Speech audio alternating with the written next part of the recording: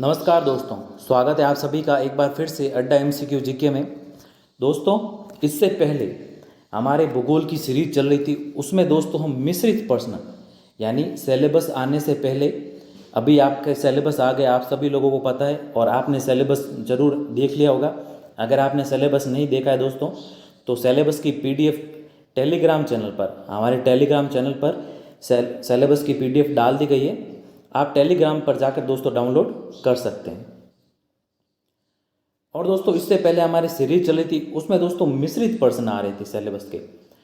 लेकिन हम दोस्तों अब हमारे सिलेबस में दोस्तों लगभग 66 टॉपिक है, यानी भाग अ है पहले में और दोस्तों भाग ब है।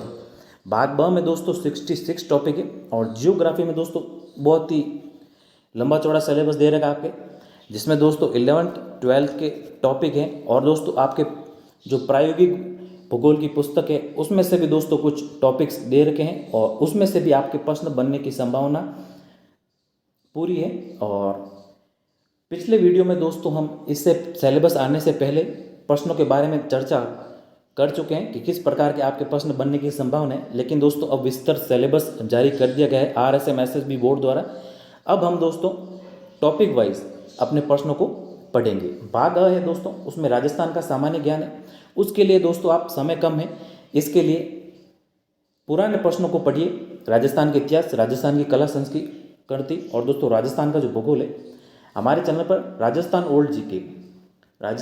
ओल्ड जीके से दोस्तों प्लेलिस्ट बनी है, उसमें आप जाएं दोस्तों और उन प्रश्नों को पढ़ें, क्योंकि पिछली परीक्षाओं के प्रश्न आपको देखने को जरूर मिलेंगे। चलिए हमारे टॉपिक की ओर चलते हैं। दोस्तों सिलेबस आपने देखा होगा, उसमें आपके पहला टॉपिक दे रखा है भूगोल एक समकालीन विषय के रूप में, भूगोल की शाखाएं और दोस्तों भूगोल का महत्व। ये दोस्तों आपके 11th की जो भूगोल की पुस्तक है उसमें दोस्तों पहला चैप्टर ही दे रखा है, आपने उसमें देखा होगा। और दोस्तों इसमें लगभग आपके 20 प्रश्न इसमें वीडियो में बनाए गए और दोस्तों ये संभावित प्रश्न है और पूरी कोशिश की गई कि इस प्रश्नों में ही दोस्तों पूरे टॉपिक को कवर कर लिया जाए। तो शुरू करने से पहले अगर आपने इस चैनल को सब्सक्राइब नहीं किया है तो इस चैनल को सब्सक्राइब करें, पास में स्थित बेल आइकन को दबाएं ताकि समय समय पर दोस्तों आपको अपडेट मिलते रहें। और दोस्तों आपके एग्जाम तक दोस्तों लगभग सभी कोशिश रहेगी कि सभी टॉपिकों को करा दिया जाए। तो बिना देरी के दोस्तों हमारे पहला टॉपिक आज भूगोल एक समकालीन विषय के रूप में और भूगोल की शाखाएं और भूगोल का महत्व। शुरू करते हैं आज के पहले प्रश्न के साथ। आज का पहला प्रश्न दोस्तों, सर्वप्रथम भूगोल शब्द का प्रयोग किसने किया? तो सर्वप्रथम भूगोल शब्द का प्रयोग किसके द्वारा किया गया दोस्तों? तो ये किया गया इरेटोस्थेनीज द्वारा। ये किसके द्वारा किया गया दोस्तों? ये किया गया इरेटोस्थेनीज द्वारा। ये दोस्तों आपके ग्रीक विद्वान थे, ये ग्रीक विद्वान थे। और दोस्तों लगभग 276 ईसा पूर्व से 194 ईसा पूर्व में लगभग दोस्तों भूगोल शब्द का प्रयोग किया गया। अब दोस्तों भूगोल की बात करें तो भूगोल आप सभी को पता है एक हिंदी शब्द है और दोस्तों इंग्लिश में कहते हैं इसको दोस्तों जियोग्राफी। और दोस्तों इंग्लिश शब्द जियोग्राफी आपके ग्रीक शब्दों से, यानी ग्रीक भाषा के दो मूल शब्दों से बना है। ये आपके मूल शब्दों की बात करें तो ये है दोस्तों आपके एक तो जियो और एक है दोस्तों आपके ग्रेफोस। अब जियो का अर्थ होता है दोस्तों पृथ्वी और ग्रेफोस का अर्थ होता है दोस्तों लिखना या फिर इसका वर्णन करना। तो जियोग्राफोस का मतलब क्या हो गया दोस्तों? पृथ्वी का वर्णन करना। इससे ही मिलकर शब्द बना है दोस्तों आपकी जियोग्राफी। यानी जियोग्राफी का अर्थ क्या हुआ? पृथ्वी का वर्णन करना। तो हमें प्रश्न में पूछा है दोस्तों भूगोल शब्द का सर्वप्रथम प्रयोग किसने किया? ये किया गया इरेटोस्थेनीज द्वारा। इस प्रश्न का सही उत्तर होगा हमारे ऑप्शन अ। और हमने इस प्रश्न में देखा कि जियोग्राफी शब्द जो इंग्लिश वर्ड है ये बना है आपके ग्रीक दो शब्दों से, मूल शब्दों से। पहला शब्द है दोस्तों जियो और दूसरा है दोस्तों ग्रेफोस, जिसका अर्थ होता है पृथ्वी का वर्णन करना। तो इन फैक्ट के बारे में भी दोस्तों थोड़ा आप ध्यान में रखिएगा।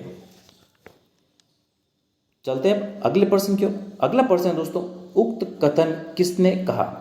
आप दोस्तों आपकी पाठ्यपुस्तक में देखेंगे कि दो कथन दे रखे हैं। एक कथन कहा गया दोस्तों रिचर्ड हार्टसॉन द्वारा और दोस्तों एक कथन कहा गया अल्फ्रेड हेडनर द्वारा।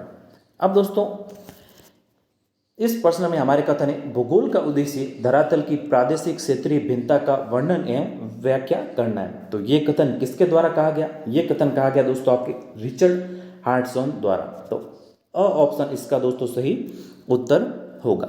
चलते हैं अब अगले प्रश्न की ओर। अगला भी दोस्तों कथन से संबंधित है। तो उक्त कथन किसने कहा? तो भूगोल धरातल के विभिन्न भागों के में कारणात्मक रूप से संबंधित तथ्यों में भिन्नता का अध्ययन करना है। तो ये कथन किसके द्वारा कहा गया दोस्तों? ये कथन कहा गया अल्फ्रेड हेटनर द्वारा। तो ब ऑप्शन होगा दोस्तों इसका राइट आंसर। अब ये कथन है दोस्तों, इसमें समझने जैसी कोई चीज़ भी नहीं है, कथन है, आप ध्यान में रखिएगा, इसमें से प्रश्न बन सकता है। चलते हैं अब अगले प्रश्न की ओर।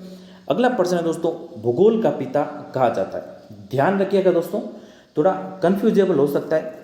हमने पहला प्रश्न पढ़ा था कि भूगोल शब्द का प्रयोग सर्वप्रथम किसने किया? तो दोस्तों भूगोल शब्द का सर्वप्रथम प्रयोग किया गया इरेटोस्थेनीज द्वारा।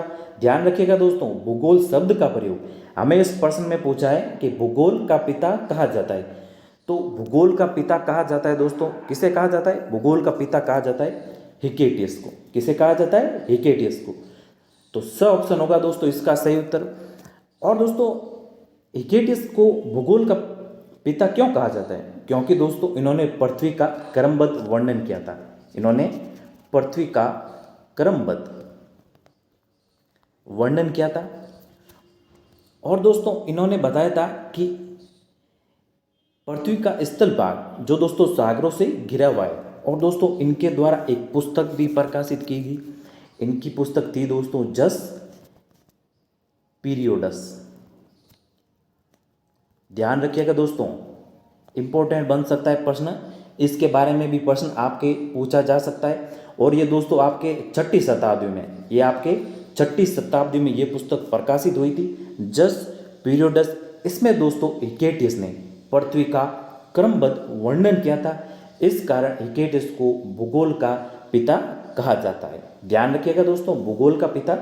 और दोस्तों भूगोल शब्द का प्रयोग आपने किया था इरेटोस्थेनीज ने। इनमें दोस्तों कन्फ्यूजन थोड़ा क्रिएट होता है, लेकिन कन्फ्यूज आप मत होइएगा। भूगोल शब्द का तो प्रयोग इरेटोस्थेनीज ने किया था और दोस्तों भूगोल का पिता कहा जाता है हिकेटियस को।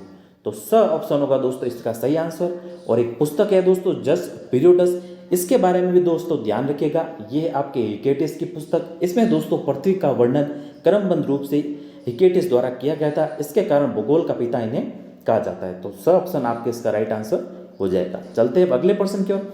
अगला प्रश्न है दोस्तों भौतिक भूगोल के पिता के नाम से जाना जाता है। तो दोस्तों भौतिक भूगोल के पिता के नाम से किन्हें जाना जाता है? ये जाना जाता है दोस्तों पिसिडोनियस या फिर दोस्तों पॉलिडोनियस।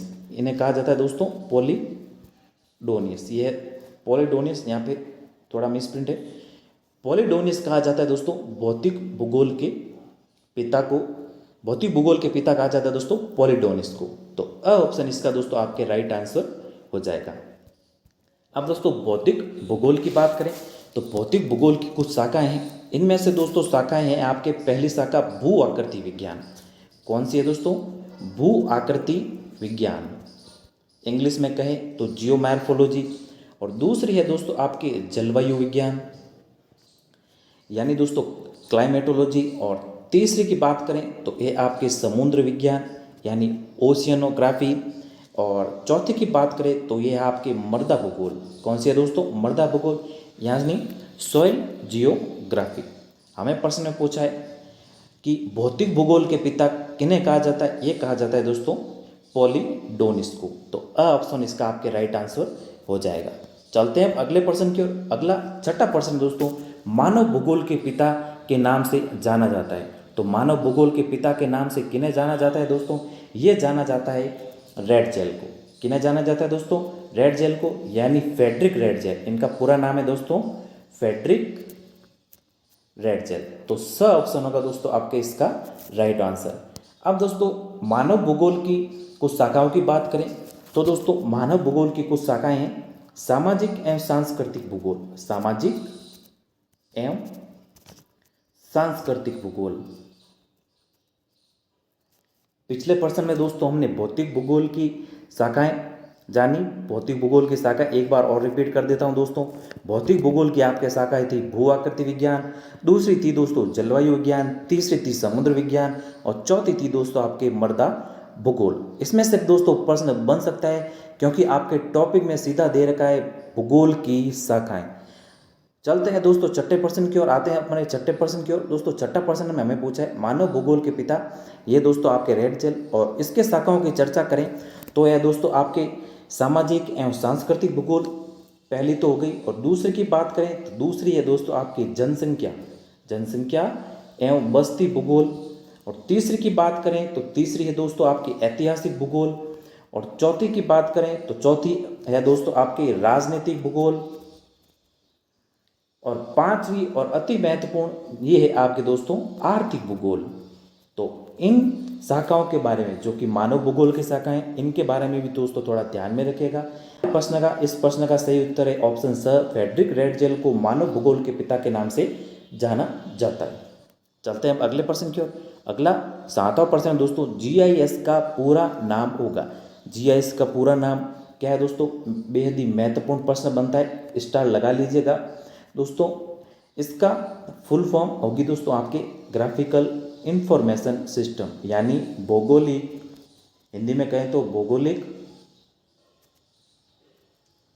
सूचना तंत्र या भौगोलिक सूचना प्रणाली। तो अ ऑप्शन होगा दोस्तों आपके इसका राइट आंसर। एक और फुल फॉर्म पूछी जा सकती है दोस्तों, ये आपके जीपीएस। क्या है जीपीएस? इसका मतलब होता है दोस्तों ग्लोबल पोजिशनिंग सिस्टम। इसका प्रयोग तो आपने किया होगा दोस्तों, यानी वैश्विक स्थितीय तंत्र। ये बताता है दोस्तों स्थिति को, किसे बताता है? ये बताता है स्थिति को।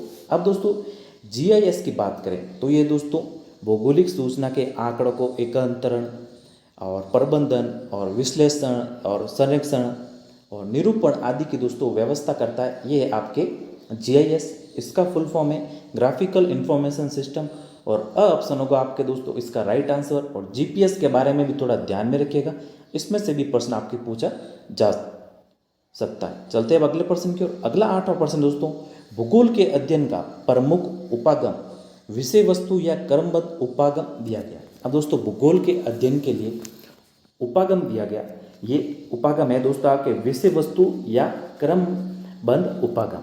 अब हमें प्रश्न में पूछा गया है कि ये उपागम किसके द्वारा दिया गया, तो ये उपागम दिया गया दोस्तों आपके अलेक्जेंडर वॉन हम्बोल्ट द्वारा।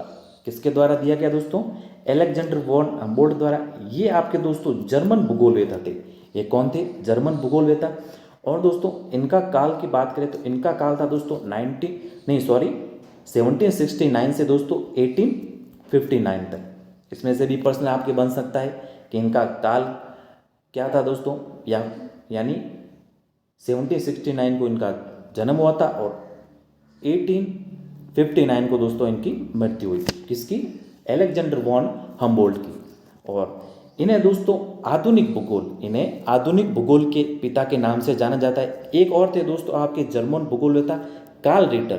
कौन थे? Carl Ritter. और अलेक्जेंडर वॉन हम्बोल्ट को आधुनिक भूगोल के पिता के नाम से जाना जाता है। ये प्रश्न भी आपके परीक्षा में बन सकता है, पूरी संभावना है, तो इसको भी थोड़ा ध्यान में रखिएगा। इस प्रश्न का सही उत्तर होगा हमारे ऑप्शन अ। चलते हैं अब अगले प्रश्न की ओर। अगला प्रश्न दोस्तों ये भी दोस्तों उपागम से, यानी भूगोल के अध्ययन का प्रमुख उपागम है आपके प्रादेशिक उपागम। अब दोस्तों प्रादेशिक उपागम की बात करें तो किसी विशेष प्रदेश में भौगोलिक अध्ययन करना, ये आपके दोस्तों आपके प्रादेशिक उपागम कहलाता है। ये क्या कहलाता है दोस्तों? प्रादेशिक उपागम। और ये उपागम किसके द्वारा दिया गया? ये दिया गया दोस्तों कार्ल रिटर द्वारा। और ये भी दोस्तों आपके जर्मन भूगोलवेता थे। कौन थे? जर्मन भूगोलवेता। और इनका काल था दोस्तों 1779 से 1859 तक। एक प्रश्न दोस्तों घुमा फिरा के और पूछा जा सकता है कि समकालीन भूगोलवेता दो कौन थे, यानी 1859 में दोनों की दोस्तों मृत्यु हुई थी। ये थे दोस्तों आपके कार्ल रिटर और अलेक्जेंडर वॉन हम्बोल्ट। ये थे दोस्तों आपके समकालीन भूगोलवेता। तो ब ऑप्शन दोस्तों होगा इसका राइट आंसर। ये भी जर्मन भूगोलवेता थे। कौन थे? Carl Ritter. इन्होंने प्रादेशिक उपागम दिया था भूगोल के अध्ययन के लिए। ध्यान रखिएगा दोस्तों, भूगोल के अध्ययन के लिए दो उपागम है। पहला उपागम पिछले प्रश्न में पढ़ा, यह है दोस्तों आपके विषय वस्तु या दोस्तों क्रमबद्ध उपागम, और दूसरा है दोस्तों आपके प्रादेशिक उपागम। विषय वस्तु किसने दिया? ये दिया अलेक्जेंडर वॉन हम्बोल्ट ने, और दोस्तों प्रादेशिक दिया आपके कार्ल रिटर ने। चलते हैं अब अगले प्रश्न की ओर। अगला 10वां प्रश्न दोस्तों, निम्न में से किस लक्षण को भौतिक लक्षण कहा जा सकता है? अब दोस्तों भौतिक लक्षणों की बात करें तो भौतिक लक्षणों में आते हैं दोस्तों आपके पर्वत हो गया, मैदान हो गया, पठार हो गया दोस्तों, या फिर नदियाँ हो गई, या फिर झीलें हो गई। ये किसके अंतर्गत आता है? ये आता है भौतिक लक्षणों के अंतर्गत। तो हमारे इसमें है आपके दोस्तों मैदान, तो वह ऑप्शन हो जाएगा इसका राइट आंसर। चलते हैं हम अगले प्रश्न की ओर। अगला प्रश्न है दोस्तों, सुमेलित करो। दोस्तों इस प्रकार के प्रश्न बनने की पूरी संभावना है। सुमेलित कीजिए या फिर असंगत और संगत की पहचान कीजिए। तो हमारे इस पंक्ति में दोस्तों प्राकृतिक या सामाजिक विज्ञान, और ये किस भूगोल की शाखा के अंतर्गत आता है? तो दोस्तों इसको सुमेलित करें तो इस प्रकार के प्रश्नों को करने के लिए ABCD यहाँ पे लिख लीजिए। तो मौसम विज्ञान भूगोल की किस शाखा के अंतर्गत आता है दोस्तों? ये आता है आपके जलवायु विज्ञान के अंतर्गत। किसके अंतर्गत आता है? जलवायु विज्ञान के अंतर्गत। यानी ए का मिलान होगा 3 से, यानी 1 के नीचे आएगा दोस्तों 3 नंबर। और जनानेंकी की बात करें तो सीधा सा दोस्तों दिख रहा है, ये आता है दोस्तों आपके जनसंख्या भूगोल के अंतर्गत। किसके अंतर्गत आता है? जनसंख्या भूगोल के अंतर्गत, यानी बी के नीचे आएगा 1 नंबर। और समाजशास्त्र की बात करें तो ये भी दोस्तों आपको नाम से पता चल रहा है, सिंपल सा प्रश्न है दोस्तों। ये आपके आता है सामाजिक भूगोल के अंतर्गत, यानी सी के नीचे आएगा दोस्तों 4 नंबर। और दोस्तों मृदा विज्ञान की बात करें तो ये आपके सीधा सा दिख रहा है, मृदा भूगोल के अंतर्गत आता है, यानी डी के नीचे आएगा 2 नंबर, यानी 3, 1, 4 और 2। तो अ ऑप्शन में दिख रहा है दोस्तों आपके 3, 1, 4, 2। तो अ ऑप्शन होगा इसका राइट आंसर। इंपॉर्टेंट प्रश्न है दोस्तों, पूछा जा सकता है। चलते हैं अगले प्रश्न की ओर।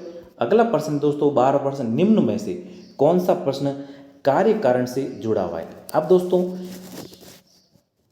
इन प्रश्न की बात करें तो हम जानते हैं कि 3 वैज्ञानिक प्रश्न होते हैं आपके। कितने होते हैं दोस्तों आपके? 3 वैज्ञानिक प्रश्न। पाठ्य पुस्तक में आपने पढ़ा होगा। ये होते हैं दोस्तों कहाँ, क्या और दोस्तों क्यों। अब दोस्तों हमें पूछा है कार्य कारण किससे जुड़ा है? तो दोस्तों कार्य कारण जुड़ा है आपके क्यों प्रश्न से। किससे जुड़ा है दोस्तों? क्यों प्रश्न से। तो ये है दोस्तों आपके अ ऑप्शन में। किसमें है? अ ऑप्शन में। तो अ ऑप्शन होगा इसका राइट आंसर। यानी कौन सा प्रश्न है जो कार्य कारण से जुड़ा है? ये है क्यों प्रश्न। 3 वैज्ञानिक प्रश्न होते हैं दोस्तों, कहाँ, क्या और क्यों। इनको भी थोड़ा ध्यान में रखिएगा। चलते हैं अगले प्रश्न की ओर। अगला प्रश्न है दोस्तों, निम्न में से कौन सा विषय कालिक संश्लेषण करता है? तो दोस्तों कौन सा विषय है जो कालिक संश्लेषण करता है, जिसमें हम पुराने काल की चर्चा करते हैं? ये है दोस्तों आपके इतिहास। क्या है? इतिहास। तो स ऑप्शन इसका राइट आंसर हो जाएगा। चलते हैं दोस्तों अपने अगले प्रश्न की ओर। अब अगला प्रश्न है दोस्तों, पृथ्वी का आकार है। तो दोस्तों हमने छोटी कक्षाओं में पढ़ा कि पृथ्वी का आकार गोल है, या फिर दोस्तों नारंगी के समान है, या पृथ्वी ध्रुवों से चपटी है। और दोस्तों भूगोल की बात करें तो दोस्तों भूगोल की दृष्टि में पृथ्वी का आकार कैसा है? ये है दोस्तों आपके भूआप। कैसा है दोस्तों? भूआप, यानी जियोइड। कैसा है? इंग्लिश में कहे तो जियोइड। तो अ ऑप्शन होगा इसका दोस्तों राइट आंसर। इसको पूर्णतः गोल या दोस्तों वर्ताकार, समतल तो है ही नहीं, इसको नहीं कह सकते। भूगोल की परिभाषा में दोस्तों इसको कहते हैं भूआप, यानी पृथ्वी का आकार है भूआप यानी जियोइड। तो अ ऑप्शन इसका राइट आंसर हो जाएगा। क्योंकि दोस्तों पृथ्वी पूरी तरह से गोल नहीं है, और क्योंकि यह दोस्तों अपने अक्षों पर घूमती है। तो पृथ्वी का आकार कैसा है? भूआप यानी जियोइड। चलते हैं अगले प्रश्न की ओर। अगला 15वां प्रश्न दोस्तों, निम्नलिखित में से भौतिक भूगोल का संबंध किससे नहीं है? तो दोस्तों भौतिक भूगोल की हमने शाखाएं पढ़ी थी। तो ये शाखाएं कौन कौन सी थी दोस्तों? ये थी आपके जलवायु विज्ञान, मृदा विज्ञान, भू आकृति विज्ञान, और एक और थी दोस्तों आपकी समुद्र विज्ञान। कौन सी थी? समुद्र विज्ञान। तो किससे संबंध नहीं भौतिक भूगोल का? ये नहीं है दोस्तों आपके मानव शास्त्र से।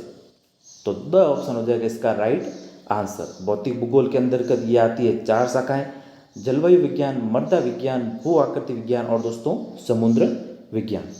तो द ऑप्शन हो जाएगा इसका राइट आंसर।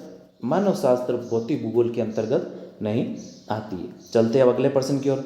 अगला 16वां प्रश्न है दोस्तों, जियोग्राफी ग्रीक भाषा के दो शब्द जियो और ग्रेफो से मिलकर बना है, जिसका अर्थ होता है ये। इस प्रश्न की दोस्तों चर्चा हम पिछले प्रश्न में कर चुके हैं। यानी दोस्तों जियो का मतलब होता है पृथ्वी, जियो का मतलब क्या होता है दोस्तों, पृथ्वी। और ग्रेफोस का अर्थ होता है दोस्तों वर्णन करना, लिखना या फिर अध्ययन करना। तो क्या हो गया दोस्तों, पृथ्वी का वर्णन करना। तो ये हमारे है दोस्तों ऑप्शन अ में। तो ऑप्शन अ हो जाएगा इसका राइट आंसर। यानी जियोग्राफी ग्रीक भाषा के दो मूल शब्दों से बना है, जियो और ग्रेफो से। ये दोस्तों इंग्लिश वर्ड है और इसका अर्थ होता है आपके पृथ्वी का वर्णन करना। तो अ ऑप्शन हो जाएगा इसका राइट आंसर। चलते हैं अब अगले प्रश्न की ओर। अगला 17वां प्रश्न दोस्तों, निम्नलिखित में से कौन सा प्रक्रम भू सूचना से संबंधित नहीं है। तो दोस्तों कौन सा प्रक्रम है, ये दोस्तों आपके सांख्यिकी तकनीक। ये दोस्तों आपके भू सूचना प्रक्रम से संबंधित नहीं है। इसमें दोस्तों आंकड़ों का विश्लेषण किया जाता है सांख्यिकी तकनीक के अंतर्गत। तो द ऑप्शन होगा इसका दोस्तों आपके राइट आंसर। बाकी वैश्विक सूचना तंत्र, भौगोलिक सूचना तंत्र और दूर संवेदन आपके भू सूचना के अंतर्गत आते हैं और सांख्यिकी तकनीक ये भू सूचना के अंतर्गत नहीं आती है। चलते हैं अब अगले प्रश्न की ओर। अगला 18वां प्रश्न है दोस्तों, निम्न में से भूगोल की प्रमुख शाखाएं कौन सी है। तो दोस्तों प्रमुख शाखाएं आपके भौतिक भूगोल और मानव भूगोल, यानी अ व ब दोनों। तो स ऑप्शन होगा दोस्तों आपके इसका राइट आंसर। चलते हैं अब अगले प्रश्न की ओर। अगला प्रश्न है, भूगोल विषय के संदर्भ में कौन सा कथन सत्य है। अब दोस्तों पहला कथन है आपके, इसके अध्ययन से हमें मानव में पाए जाने वाली विभिन्नता को समझने में मदद मिलती है। बेहद ही सरल प्रश्न है दोस्तों। कथन दे रखा है कि इसके अध्ययन में हमें मानव समाज में पाए जाने वाली विभिन्नताओं को समझने में मदद मिलती है। तो ये कथन आपके सही है। पृथ्वी को जानने का ज्ञान विकसित होता है, ये भी सही है दोस्तों। राष्ट्रीय विकास है तो इसको पढ़ना आवश्यक है, ये भी सही है। तो उपरोक्त सभी इसका राइट आंसर हो जाएगा। तो द ऑप्शन होगा इसका सही उत्तर। चलते हैं अब अगले प्रश्न की ओर। अगला और दोस्तों अंतिम प्रश्न है, कृषि उद्योग, पर्यटन, व्यापार एवं परिवहन, अवस्थापना तत्व सेवाओं का अध्ययन भूगोल की किस शाखा के अंतर्गत किया जाता है। तो दोस्तों कृषि उद्योग, व्यापार, परिवहन आदि का अंतर्गत किया जाता है दोस्तों आपके आर्थिक भूगोल के अंतर्गत। किसके अंतर्गत किया जाता है, आर्थिक भूगोल के अंतर्गत। तो ब ऑप्शन होगा इसका राइट आंसर। तो धन्यवाद दोस्तों, ये थे आपके 20 प्रश्न और ये था आपके पहला टॉपिक था दोस्तों आपके भूगोल एक समकालीन विषय के रूप में, या फिर भूगोल की शाखाएं और भूगोल का दोस्तों महत्व। लगभग दोस्तों पूरे टॉपिक को इसमें कवर किया गया है। उम्मीद है कि ये वीडियो आपको पसंद आया होगा। अगर वीडियो पसंद आया तो वीडियो को लाइक करें, शेयर करें और दोस्तों अगर इस चैनल पर आप नए हैं तो इस चैनल को सब्सक्राइब जरूर करें। और दोस्तों आके आप रोजाना हर एक टॉपिक, दोस्तों समय कम है, 66 टॉपिक है आपके, रोजाना आपकी क्लास आती रहेगी। और हो सकता है दोस्तों एक दिन में 2 क्लासें भी हो सकती है। तो धन्यवाद, मिलते हैं अगले टॉपिक में। तब तक के लिए दोस्तों जय हिंद, वंदे मातरम।